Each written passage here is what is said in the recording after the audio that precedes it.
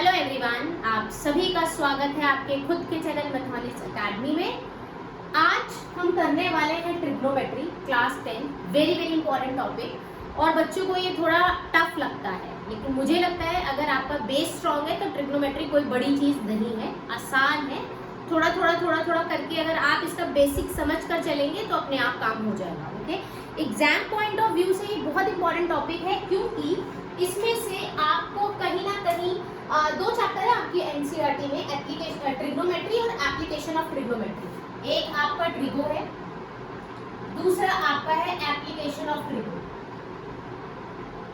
ये दोनों चैप्टर मिलकर 12 मार्क्स का पेपर में। ओके, तो ट्रिगो कितने का आता है? ट्रिगो वेरी करता है, कभी कभी 8 नंबर का भी आ जाता है, कभी कभी 9 नंबर का भी आता है। तो 8 तो आप लेकर चले कि 8 नंबर तो हमारा ट्रिग्नोमेट्री हमें देगा ही देगा, ठीक है जी। और यहाँ पर कई बार ये एप्लीकेशन ऑफ ट्रिग्नोमेट्री का क्वेश्चन 4 मार्क्स का आता है, लेकिन अगर केस स्टडी में आ गया तो ये 5 मार्क्स में। अभी प्रीवियस ईयर के पेपर में, अभी जो फरवरी में पेपर हुआ था हमारा 10th क्लास का बोर्ड का, उसमें केस स्टडी, एक सेट पेपर में केस स्टडी का क्वेश्चन आया हुआ था। क्लियर है? तो अगले 2 हफ्ते तक ट्रिग्नोमेट्री की क्लासेस चलने वाली है और ये बहुत ज्यादा इंपॉर्टेंट होने वाली है। इस 2 हफ्तों की ट्रिग्नोमेट्री की जो हम एक सीरीज से क्रिएट करने वाले हैं, इसमें हम देखेंगे सबसे पहले ट्रिग्नोमेट्री का बेसिक कंसेप्ट क्लियर करेंगे, क्योंकि ना ट्रिग्नोमेट्री में क्या है, बहुत सारे टाइप ऑफ क्वेश्चंस है, बहुत वैरायटीज है। तो हर वैरायटी के ऊपर कमांड बनाने से पहले हमें उसका बेसिक कंसेप्ट बहुत अच्छे से आने वाला है। जो 2 हफ्ते ट्रिग्नोमेट्री चलने वाला है, इन 2 हफ्तों में हम देखेंगे basic concepts, NCERT and support material. मैंने पहले भी कई बार मेंशन किया हुआ है, दिल्ली गवर्नमेंट जो सपोर्ट मटेरियल प्रोवाइड करती है, माना कि उसके अंदर कई क्वेश्चंस बहुत गलत प्रिंट किए गए हैं, बहुत सारी मिस्टेक्स है, लेकिन स्टिल जो क्वेश्चन बैंक है वो बहुत ज्यादा इंपॉर्टेंट है एग्जाम पॉइंट ऑफ व्यू से।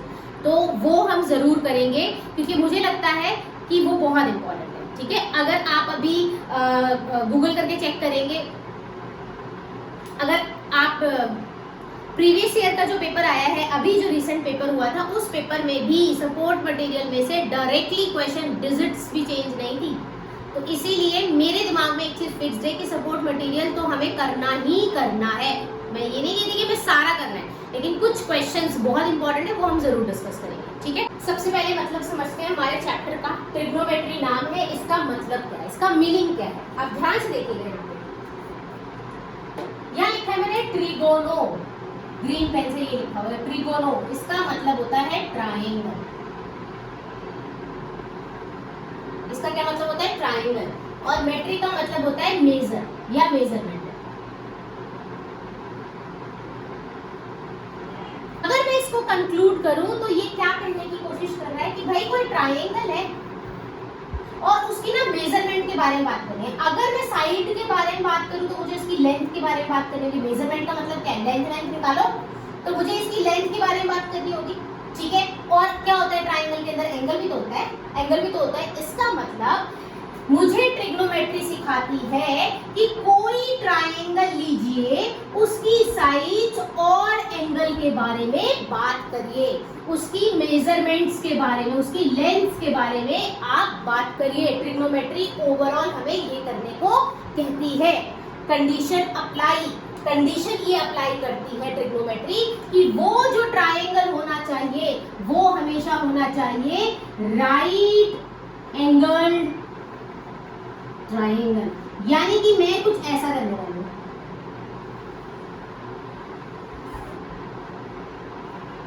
ये मेरा कोई ट्रायंगल होने वाला है, राइट एंगल ट्रायंगल। इसमें मैं इनकी लेंथ्स के बारे में बात करूंगी, ये जो लेंथ है इनकी, साइड्स की जो लेंथ है, इन साइड्स की लेंथ के बारे में बात करूंगी, और इन एंगल के बारे में भी बात कर सकती हूँ।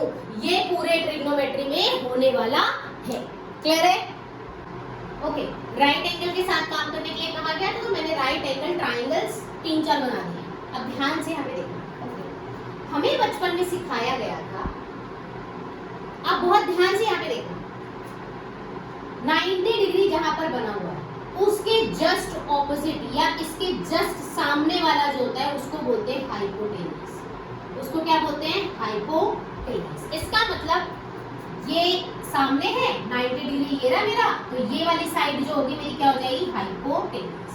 क्लियर है, क्लियर है ये बात? ओके, यहाँ पे देखो ये 90 डिग्री है, इसके जस्ट सामने कौन है, ये, तो ये क्या हो जाएगा, हाइपोटेन्यूस। ओके, यहाँ पे ये 90 डिग्री है, इसके जस्ट सामने कौन है, ये है, तो ये क्या हो जाएगा, हाइपोटेन्यूस। हाइपोटेन्यूस से सबको क्लियर हो गया कि हाइपोटेन्यूस क्या होगा, 90 डिग्री के जस्ट सामने वाली जो लाइन दिखाई देगी वो मेरी क्या होगी, हाइपोटेन्यूस एंड लॉन्गेस्ट साइड पे होगी। क्लियर? अब राइट एंगल ट्रायंगल में हमने एक चीज और सीखी थी कि कुछ ना बेस नाम की चीज भी होती है और कुछ परपेंडिकुलर नाम की चीज भी होती है, ये दो भी आते हैं। तो हमने बचपन में सीखा था जो ये नीचे वाली होती है ना, इसको हम बोल देंगे बेस, और इसको क्या बोलेंगे, परपेंडिकुलर। राइट? तो इसका मतलब ये क्या हो जाएगा, बेस, और ये क्या हो जाएगा, परपेंडिकुलर। ओके, अब यहाँ पे, यहाँ बताओ मैं क्या बोलूंगी, इसको बेस और इसको क्या बोल देंगे, परपेंडिकुलर। यहाँ पे देखो ये क्या हो जाएगा मेरा बेस, और इसका ये क्या हो जाएगा मेरा परपेंडिकुलर। यहाँ तक किसी को कोई प्रॉब्लम तो नहीं होनी चाहिए। लेकिन पता है ट्रिग्नोमेट्री कहती है ये आप सही नहीं जा रहे, यहाँ कुछ तो गड़बड़ है, यहाँ कुछ तो गड़बड़ है, और वो गड़बड़ क्या है, बहुत ध्यान से अब मेरी बात सुन लेना। आपको राइट एंगल ट्रायंगल दिया जा रहा है, बेस और परपेंडिकुलर डिसाइड आप किसके रिस्पेक्ट में करेंगे, एंगल के रिस्पेक्ट में। एक एंगल आएगा जो तुम्हें बताएगा कि बेस क्या होने वाला है या परपेंडिकुलर क्या होने वाला है। जैसे इसने हेल्प करी, इस एंगल ने हेल्प करी कि हाइपोटेन्यूस ये है, आप अपनी मर्जी से नहीं बोल सकते कि ये बेस है और ये परपेंडिकुलर है। बचपन में सीखा था, भूल जाओ, अनलर्न करो, अब नई चीज सीखो।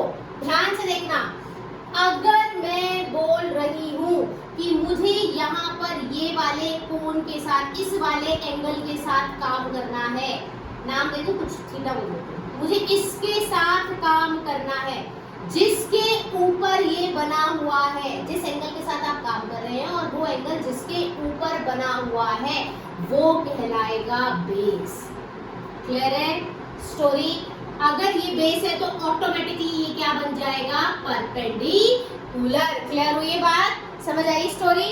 एक चीज और फिर से देख, अब यहाँ पे यहाँ पे मैं कह रही हूँ मुझे नहीं करना इसके साथ काम, मैं तो इसके साथ काम करना चाहती हूँ, मैं को इस एंगल के साथ, मुझे इस एंगल के साथ काम करना है, नाम दे देते हैं थीटा।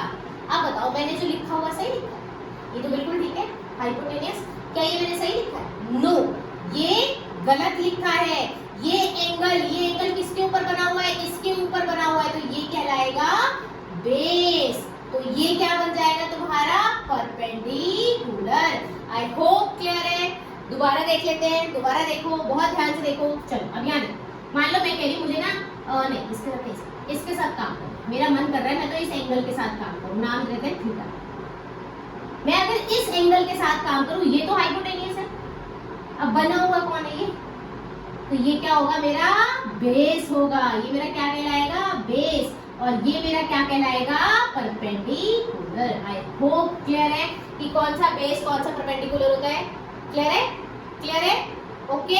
अब एक चीज और देखो, बहुत ध्यान से।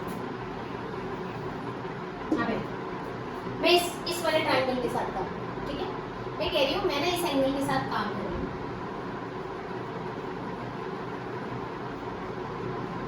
एंगल O के साथ मैंने काम करना है, किसके साथ काम कर रही हूँ मैं, एंगल O के साथ। मैंने लिखा ट्रायंगल MNO। मैं काम किसके साथ काम कर रही हूँ, एंगल O के साथ काम कर रही हूँ, O के साथ। O ही दे दे, थीटा नाम दे देगा ना, O दे दे, कोई फर्क नहीं पड़ता। ओके, आपकी मर्जी है, जो मर्जी नाम दे। अब मुझे बताइए इस O को देखते हुए कि मैं इसके साथ काम कर रही हूँ, तो इसमें बेस क्या होने वाला है और परपेंडिकुलर क्या होने वाला है। अगर मैं देखूं तो ये किसके ऊपर बना हुआ है, इसके ऊपर बना हुआ, तो यानी कि ये बेस होगा, ये मेरे लिए क्या हो जाएगा, बेस, ये मेरे लिए क्या बन जाएगा, परपेंडिकुलर, और ये मेरे लिए क्या बन जाएगा, हाइपोटेन्यूस। तो मैं अगर लिखूं तो मैं क्या लिखूंगी, बेस, बेस मेरा क्या है, ON, परपेंडिकुलर मेरा क्या है, MN, और हाइपोटेन्यूस तो सेम है, NO। क्या ये बात क्लियर है? कोई तकलीफ, कोई तकलीफ? अब यही पे देखो बहुत ध्यान से, अगर मैं इस एंगल के साथ काम करूं, इस सेम ट्राइंगल में, गड़बड़ मत करना, मैंने ट्राइंगल चेंज नहीं करा। अब मैं बोल रही हूँ आपसे कि मुझे इस एंगल के साथ काम करें, किसके साथ? ट्राइंगल MNO में एंगल M के साथ काम करना है। किसके साथ काम करना है? मुझे एंगल M के साथ काम करना है। क्लियर? अगर मैं एंगल M के साथ काम करूंगी तो ये तो हाइपोटेनियस है, किसके ऊपर बैठा हुआ है ये? इसके ऊपर। तो मेरे लिए क्या बन जाएगा? बेस। और ये क्या बन जाएगा मेरे लिए? परपेंडिकुलर। और ये मेरे लिए क्या बनेगा? हाइपोटेनियस। क्लियर हुई स्टोरी? तो मैं क्या लिख सकती हूँ कि MN जो है मेरा क्या है? बेस है, और NO या ON मेरा क्या है? परपेंडिकुलर है, और हाइपोटेनियस तो मेरा सेम है MO। आई होप क्लियर है कि एक ही ट्राइंगल में हम दो तरीके से कैसे बेस और परपेंडिकुलर को डिफाइन कर सकते हैं। इतनी स्टोरी क्लियर है तो बताइए मुझे, फिर आगे बढ़ते हैं। अब आ गया, अब थोड़ा सा ना क्वेश्चन के ऊपर चलते हैं। मैंने देखा कि ट्रिग्नोमेट्री में ना ट्राइंगल के बारे में बात हो रही थी, फिर राइट एंगल ट्राइंगल आ गया। राइट एंगल ट्राइंगल आने के बाद बड़े तमीज से हमने बेस भी सीखा, परपेंडिकुलर सीख लिया, हाइपोटेनियस, मतलब इन सब के बारे में बात हुई। तो दिमाग क्या कहेगा? अच्छा बेस, परपेंडिकुलर, हाइपोटेनियस, पाइथागोरस को बुलाओ, पाइथागोरस को बुलाओ, क्योंकि ये तो फेवरेट इसी के ही होते हैं। तो हमने क्या करना है? अब पाइथागोरस के बारे में सीखना। अब क्या सीखना है देखो। अब यहाँ पे थीटा दिखाई दे रहा है, इसका मतलब ये तो मेरा क्या हो जाएगा? बेस हो जाएगा। ये मेरा क्या हो जाएगा? परपेंडिकुलर हो जाएगा। और ये मेरी एंगल के यहाँ पे है, तो ये हो जाएगा मेरा हाइपोटेनियस। इतनी तो मुझे इसको पिक्चर को देखकर अकल आ गई है कि भाई बेस, परपेंडिकुलर, हाइपोटेनियस कौन होने वाला। क्लियर है ये बात? अब उसने बोला हम आपको बेस दे रहे हैं, परपेंडिकुलर दे रहे हैं, हाइपोटेनियस निकालो। हम हेल्प मांगेंगे पाइथागोरस थ्योरम से। किससे मांगेंगे? पाइथागोरस थ्योरम से। तो पाइथागोरस थ्योरम कहती है बेस का स्क्वायर प्लस परपेंडिकुलर का स्क्वायर इक्वल टू हाइपोटेनियस का स्क्वायर। आई होप आपको ये पता है पाइथागोरस थ्योरम हम सिर्फ और सिर्फ राइट एंगल ट्राइंगल में ही लगा सकते हैं, राइट? तो इसीलिए हमें पता है ट्रिग्नोमेट्री का सारा काम ही राइट एंगल ट्राइंगल में होना है। तो हमने पाइथागोरस को हेल्प के लिए बुलाया। बेस देखो जरा कितना है, परपेंडिकुलर कितना है मेरे पास? 4। हाइपोटेनियस मेरे पास नहीं है। 3 का स्क्वायर होता है 9, 4 का होता है 16 और h का स्क्वायर, दोनों को ऐड करो कितना आ रहा है? 25। इसको लिख सकते हैं 5 का स्क्वायर, ठीक है, आ जाएगा प्लस माइनस 5। और हम क्या लेंगे? h equals to 5 centimetre. हमने क्यों पॉजिटिव लिया? क्योंकि कभी भी डिस्टेंस कभी भी नेगेटिव नहीं हो सकता, डिस्टेंस कभी भी नेगेटिव नहीं हो सकता। इसीलिए h की वैल्यू आ गई प्लस माइनस 1 और प्लस माइनस 5। आई होप आपको पता है कि प्लस माइनस कैसे आ गया। आई होप ये आपको पता है। अगर नहीं पता है तो वीडियो में इसी जगह पे पॉज करके कमेंट करना, मैम ये सिखाओ प्लस माइनस कैसे आ गया। ओके? अगर नहीं आता है तो ये छोटी छोटी चीजें आपके टेंथ में बहुत इंपॉर्टेंट रोल प्ले करेंगी, इसलिए बोलते हैं। ओके, एनीवे दो वैल्यूज आई थी h की, एक प्लस का 5 और एक माइनस का 5, लेकिन हमने क्या उठाया? सिर्फ प्लस वाला 5, क्योंकि डिस्टेंस कभी भी नेगेटिव नहीं हो सकता। एक और क्वेश्चन करते हैं, फिर आपको और अच्छे से क्लियर हो जाएगा। ये है 12 सेंटीमीटर और ये है 13 सेंटीमीटर। अगेन यही थीटा लिया हुआ है इन्होंने, तो इसका मतलब ये मेरा थीटा ये यूज हो रहा है, तो इसका मतलब ये बेस हो गया, ये मेरा क्या हो जाएगा? परपेंडिकुलर, और ये क्या हो जाएगा मेरा? हाइपोटेनियस।